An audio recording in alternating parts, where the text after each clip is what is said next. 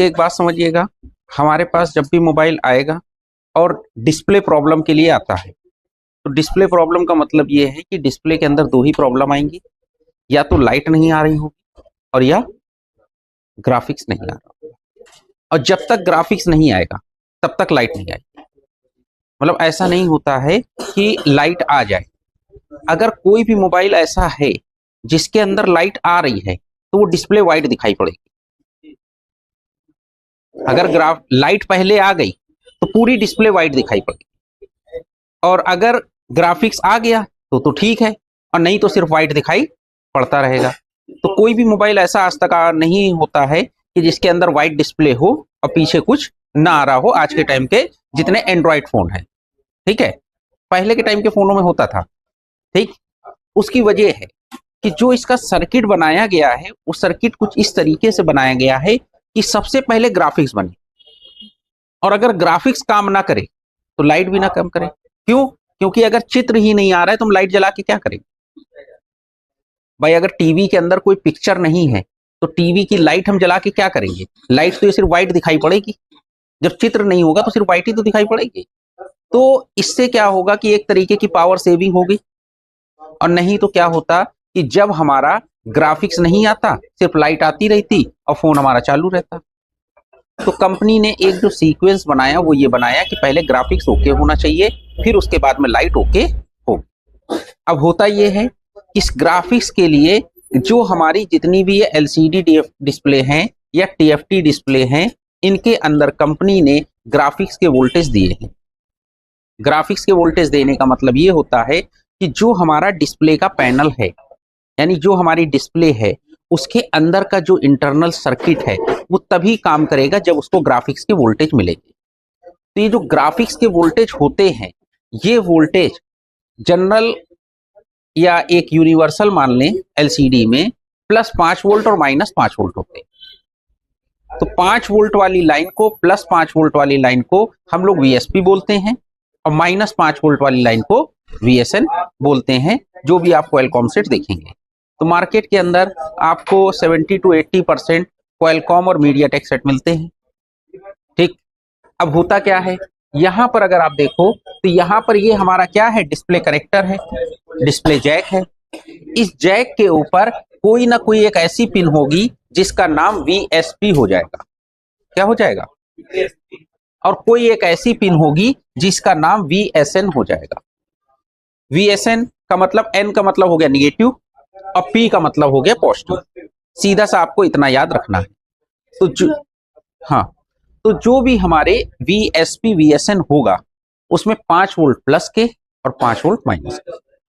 तो अब आईसी, अब चूंकि हमारा जो फोन है, फोन के अंदर हमारा जो मेन पावर सोर्स है वो है बैटरी है, और बैटरी के बाद जो सेकंड पावर सोर्स होता है वो हमारी वीपीएस लाइन होती है जो चार्जिंग आईसी से निकलती है। तो चार्जिंग आईसी से जो वोल्टेज निकलते हैं वो ये मान के चलिए कि मोटा मोटा 4 वोल्ट होता है। ठीक, एक जनरल बात करें 3.7 से लेके 4.2 वोल्ट होता है। लेकिन यहां पर क्या है कि 5 वोल्ट प्लस और 5 वोल्ट माइनस है कि नहीं है? तो अब अगर हमको 4 वोल्ट हमारे पास है, मेन सोर्स जो है हमारे पास 4 वोल्ट है, और हमको चाहिए वोल्टेज कितने, 5 वोल्ट, तो ये वोल्टेज घटे या बढ़े? बढ़ गए। तो यहाँ पे प्लस का 5 वोल्ट है और माइनस का 5 वोल्ट है। तो जब प्लस और माइनस के 5 वोल्ट हैं तो हमें इसका मतलब वोल्टेज को बढ़ाने के लिए अब हमें कोई ना कोई आईसी लगानी पड़ेगी। अब चूंकि वोल्टेज बढ़ाने हैं तो बढ़ाने के लिए हमें बूस्ट कन्वर्टर सर्किट को इस्तेमाल करना पड़ेगा। तो अब जब हमारा जो बूस्ट कन्वर्टर सर्किट है, तो बूस्ट कन्वर्टर सर्किट क्या करता है, वोल्टेज को बढ़ाता है। ठीक, तो बूस्ट कन्वर्टर सर्किट के लिए हमको एक स्विचिंग के लिए आईसी चाहिए होती है, एक कॉइल चाहिए होती है, एक डायोड और एक कैपेसिटर चाहिए होता है। अगर हम इस आईसी के अंदर देखें तो यहां पर वीपीएच आया। जब हम लाइट आईसी पढ़ते थे तो लाइट आईसी के अंदर देखते थे कि कॉइल का दूसरा सिरा स्विचिंग से जुड़ा होता था, इसका दूसरा सिरा स्विचिंग से जुड़ा है। अब इसके बाद लाइट आईसी में हमको एक डायोड मिल जाता था, और डायोड का आउटपुट कहां चला जाता था, यहां चला जाता था। यहां चला जाता तो एलईडी ए बन जाता था। इसके अंदर क्या आपको डायोड दिखाई पड़ा? नहीं दिखाई पड़ा। तो डायोड कहां गया? तो डायोड क्या हुआ कि यहां पे ये जो ये लाइन से पहले बाहर होता था, अब इसमें आपको डायोड अंदर मिलेगा। क्या मिलेगा?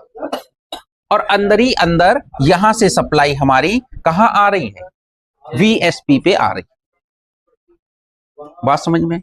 तो कुल मिला के अगर हमारी जो ग्राफिक आईसी है उसके अंदर सिर्फ आपको कॉइल तो देखने को मिल जाएगी, डायोड आपको देखने को नहीं मिलेगा। यहां पर जो कॉइल कंपनी ने इस्तेमाल करी हुई है वो कितनी वैल्यू की है?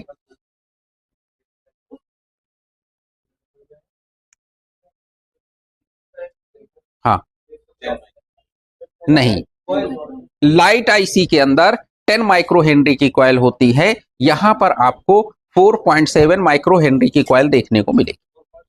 हाँ, तो इसका मतलब जो ग्राफिक आईसी वाली जो यहां की कॉइल है वो लाइट आईसी में नहीं लगेगी और लाइट आईसी वाली यहां नहीं लगानी। तो ग्राफिक के साथ में जो कॉइल लगी है वो लाइट वाले में नहीं लगानी और लाइट वाली कॉइल ग्राफिक में नहीं लगानी, क्योंकि दोनों की वैल्यू चेंज है। लाइट आईसी में 10 माइक्रो हेनरी होती है, इसमें आपकी 4.7 माइक्रो हेनरी की कॉइल होती है। तो कुल मिला के ये जो हमारा डिस्प्ले का जैक है, अगर कोई फोन हमारा ऐसा आता है कि जिसको हम टेढ़ा मेढ़ा करके देखते हैं या थोड़ा सा अंधेरे या उजाले में देखते हैं, तो हमको अगर ग्राफिक्स दिख रहा है तो आप ये समझ जाना कि 5 वोल्ट प्लस माइनस बन रहा है। क्या बन रहा है? फिर हमको लाइट सेक्शन पे जाना है, और अगर हमने फोन देखा ना हमको ग्राफिक्स दिख रहा है ना लाइट दिख रहा है, तो सबसे पहले हमको क्या फोकस करना है कि यहां पे 5 वोल्ट प्लस माइनस बन रहा है कि नहीं बन रहा है। अब बात यह आ गई कि अगर यहां पर 5 वोल्ट प्लस माइनस बन गया और फिर भी डिस्प्ले पे कोई चित्र नहीं आ रहे, तो अब हम क्या चेक करें? फिर हमको क्या चेक करना है कि जो डिस्प्ले के अंदर डिस्प्ले को काम करने के लिए मीपी लाइनें ओके हैं या नहीं है, क्योंकि चित्र कहां से आ रहे हैं? सीपीयू से आ रहे हैं, सीपीयू की मीपी लाइन से आ रहे हैं। साथ में डिस्प्ले को काम करने के लिए सिर्फ वीएसपी वीएसएन ही नहीं चाहिए, उसको काम करने के लिए VIO 18 यानी 1.8 वोल्ट भी चाहिए, साथ में रीसेट भी चाहिए। तो हमें बाकी लाइनें भी चेक करनी पड़ेगी, लेकिन सबसे पहला स्टेप क्या होगा? हमको 5 वोल्ट प्लस माइनस चेक करना है।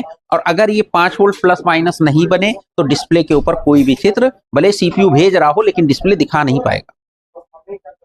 तो अगर आपको 5 वोल्ट प्लस माइनस नहीं मिलता है तो जो भी आपकी ये आईसी है, इस आईसी की कोई ना कोई एक ऐसी पिन होगी आउटपुट वाली, प्लस वाली पिन भी होगी जिसके ऊपर एक कैपेसिटर लगा होगा, और माइनस वाली पिन होगी उसके ऊपर भी कैपेसिटर लगा होगा। उस कैपेसिटर के ऊपर आपको चेक करना है। कोई कस्टमर फोन लेके आया कि फोन कस्टमर ने कहा चालू हो रहा है लेकिन दिखाई कुछ नहीं दे रहा है, तो आपको क्या करना होगा कि अगर दिखाई नहीं पड़ रहा है तो सबसे पहले आपको अपनी ग्राफिक आईसी ढूंढ लेनी है और ग्राफिक आईसी का आउटपुट कैपेसिटर ढूंढ लेना है। क्या ढूंढना है? Output capacitor. आउटपुट कैपेसिटर का मतलब अगर ये भी जो कैपेसिटर का जो भी नंबर होगा सर्किट डायग्राम में और इसका भी कुछ ना कुछ, ये हमारी ग्राफिक आईसी के अगल बगल ही लगे होंगे। तो एक कैपेसिटर के ऊपर 5 वोल्ट और दूसरे के ऊपर -5 वोल्ट। कभी कभी ऐसा भी होता है कि जब हम लोग रिपेयरिंग करते हैं तो देखने को ये मिलता है कि प्लस के 5 वोल्ट मिल रहे हैं, माइनस के नहीं मिल रहे। हो सकता है कि दोनों मिसिंग हो और हो सकता है एक ही मिसिंग हो। तो किसी किसी कंडीशन में क्या है कि एक वोल्टेज मिल रहे हैं, किसी में दोनों नहीं मिल रहे हैं। तो उस कंडीशन में हमको ये देख लेना है कि यहाँ पर ये जो कॉइल वगैरह लगी है ये ओके है या नहीं है। फिर हमको ग्राफिक आईसी चेंज करनी है, और ग्राफिक आईसी जैसे ही चेंज किया तो पता चला प्लस के 5 वोल्ट भी आ गए और माइनस के 5 वोल्ट भी आ गए, तो ये ओके हो गया। अब जैसे ही ये ओके होगा, अब क्या होगा? यहां पर इस डिस्प्ले को पहले से पावर आईसी से 1.8 वोल्ट मिल रहा था, रीसेट मिल रहा था, सीपीयू से बीपी सिग्नल मिल रहे थे। क्या मिल रहे थे? अब जैसे ही +5 वोल्ट -5 वोल्ट मिला, इसका ग्राफिक सेक्शन पूरा एक्टिव हो गया। अब क्या होगा? यहां से इस डिस्प्ले के अंदर से एक लाइन निकलेगी जिसका नाम हो जाएगा CABC। CABC, ठीक। तो CABC जो लाइन निकलेगी वो जाएगी लाइट आईसी पे। किस पे जाएगी? तो लाइट आईसी इनेबल हो जाएगी। और लाइट आईसी जैसे ही इनेबल होगी एलईडी ए और एलईडी के भेज देगा, और जैसे ही एलईडी ए और एलईडी के एनोड और कैथोड वोल्टेज आएंगे, यहां डिस्प्ले के ऊपर लाइट आ जाएगी। तो इसकी वजह से क्या हुआ, ग्राफिक्स आया, और इसकी वजह से क्या हुआ, लाइट आई। और दोनों ही काम बहुत फास्ट स्पीड में होंगे। मतलब ऐसा नहीं होगा चित्र पहले आ जाए लाइट बाद में, मतलब जैसे ही आप ऑन करोगे तो आप पलक झपकते ही दोनों काम एक साथ हो जाएंगे। नहीं ऐसा हो जाए चित्र पहले आ जाए लाइट बाद में आए, या लाइट पहले आ जाए चित्र बाद में आए, ऐसा नहीं होगा, वो काम इंस्टेंट होगा। तो अगर आपकी प्रॉब्लम इस लाइन में आई तो फिर आपको लाइट आईसी वगैरह नहीं छेड़ना है, आपको ये ओके करना है। जैसे ये ओके होगा ये भी ओके हो जाएगा। ये एक सीक्वेंस में बना हुआ है। जब तक ये ओके नहीं होगा तब तक ये सेक्शन ओके नहीं होगा, और जब ये सेक्शन ओके नहीं होगा तो सीएबीसी नहीं निकलेगा। तो अगर ग्राफिक्स की दिक्कत आए, किसी भी फोन में ग्राफिक्स लाइट की दिक्कत आ रही है, तो आपको लाइट आईसी, अगर चित्र सिर्फ अगर डिस्प्ले में लाइट नहीं आ रही है तब तो आप इसको चेक करो, और अगर चित्र नहीं आ रहा है तो सबसे पहले इसको ओके करना है। हो सकता है जैसे ही इसको ओके करो ये भी ओके हो जाए, क्योंकि ये इसके सीक्वेंस के साथ में ही है, क्योंकि जब ये ओके होगा तभी तो सीएबीसी मिलेगा। तो बात ये है, बात समझ में आई? ठीक। अब मान के चलिए ये भी ओके है और ये भी ओके है, फिर हमको मीपी लाइन देखनी है। क्या देखनी है? अगर इस लाइन की कनेक्टिविटी सीपीयू से ब्रेक हो गई, अगर इस लाइन की सीपीयू से कनेक्टिविटी ब्रेक हो गई तो एक तरीके से हमारा ग्राफिक सेक्शन ही ओके नहीं हुआ, क्योंकि ग्राफिक सेक्शन की तो ये तो वोल्टेज की रिक्वायरमेंट है, और डेटा की रिक्वायरमेंट कौन पूरी कर रहा है? सीपीयू। तो जब तक दोनों रिक्वायरमेंट पूरी नहीं होगी तब तक हमारा जो डिस्प्ले का ग्राफिक सेक्शन ओके नहीं होगा, और जब तक ग्राफिक सेक्शन है ओके नहीं होगा तब तक यहां से वोल्टेज सीएबीसी नहीं निकलेंगे। तो जब तक सीएबीसी नहीं निकलेगा तब तक लाइट आईसी ओके नहीं होगी, काम नहीं करेगी। तो कहने का मतलब ये है कि आपका डेटा लाइन, मीपी लाइन वो ओके होनी चाहिए, साथ में वोल्टेज लेवल पे कोई प्रॉब्लम नहीं होनी चाहिए। जैसे ही इतनी चीजें पूरी होंगी ग्राफिक्स हमारा कंप्लीट हो जाएगा। जैसे ही ग्राफिक्स ओके होगा, यहां से इनेबल सिग्नल निकलेगा, तो फिर लाइट आईसी काम करेगी और लाइट वाला सेक्शन भी चालू हो जाएगा। बात समझ में? तो ये एक सीधा सा एक रूट चेन है कि जिसको आपको अपने फॉल्ट के हिसाब से या सेट में जैसे भी आपकी कंडीशन आती है उसके हिसाब से आपको चेक करना है।